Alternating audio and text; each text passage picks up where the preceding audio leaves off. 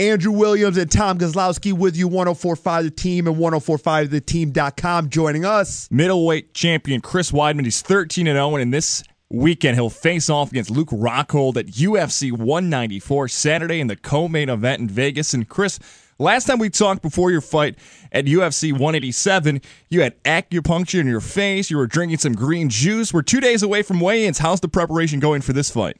I feel like we're having deja vu. I'm eating.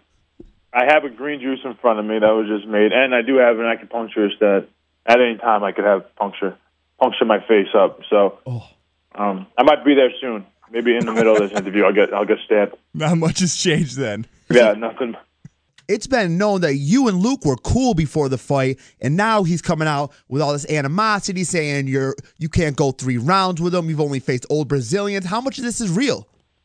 No, I don't know. I feel like he's doing a lot of talking. I think usually I feel like he's just kind of insecure about himself, and he needs to kind of pump himself up and say certain things. You know, it's kind of like a kid at school. You know, if they don't feel good about themselves, they're going to try to make fun of other kids and make them feel bad, and it's just because they don't feel good about themselves. So I think that's kind of what's happening with Luke on a more adult level. Chris, we know your championship pedigree, but what's going to be the biggest challenge Luke Rockhold brings to this fight? He's well-rounded. He's not bad in any area. There's nothing that I'm looking at that I'm like, all right, I'm going to completely, treat him like a little kid. But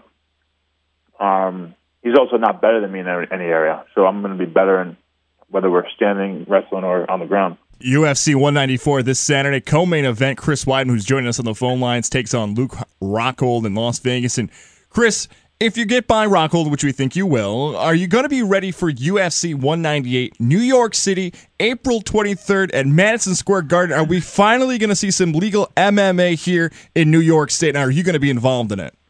You know, it looks like it. If that thing gets legalized, you know I'm there. Yes. Are you going to make your way to Albany maybe in the next few months after the Rockhold fight's finished to try to continue this movement to finally get this legalized up here?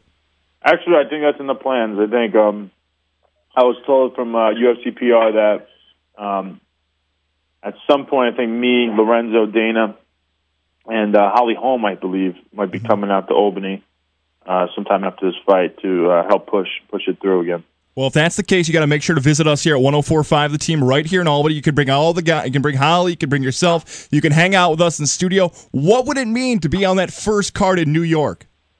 It would mean a lot. You know, I obviously am from Long Island, from New York, and I've never been able to fight in my home state. You know, you could fight in every other state in America besides New York. You could fight pretty much in any other country besides New York, and it just doesn't make sense because, I mean, especially if you look at the fighting culture to begin with, Madison Square Garden and New York was pretty much the epicenter of some of the biggest boxing fights in history.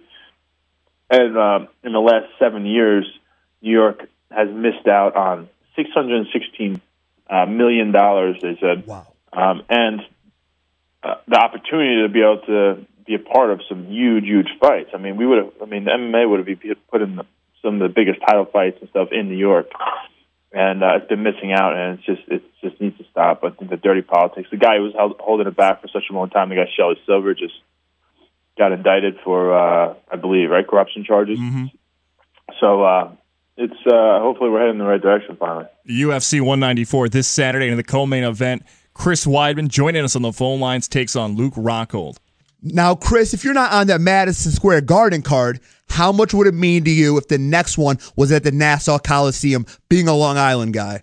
That's like the true place I grew up going. I used to go to Islander games when I was younger. I was a hockey guy.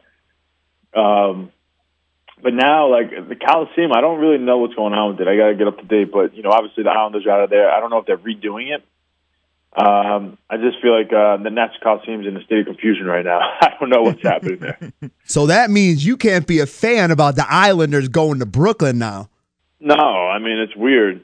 Obviously, I'm a Long Island guy, and Islanders is, if I had to choose one team that I actually cared about growing up, and I don't really follow hockey anymore, but when I was a kid, the one sport and one team that I cared about was the Islanders. I didn't care about Yankees, Mets, or Giants or Jets.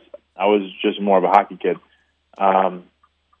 then just the fact that they just got moved out of here is kind of just weird. Middleweight champion Chris Weidman joins us here on the phone lines on 104.5 The Team and 104.5theteam.com. Chris, give us a prediction. What happens this Saturday in the octagon against Luke Rockhold? How's this fight go down? I'm gonna finish him. I'm gonna outclass him, and I can't tell you what round or how much time. I can't tell you when it's gonna happen, but it's gonna happen.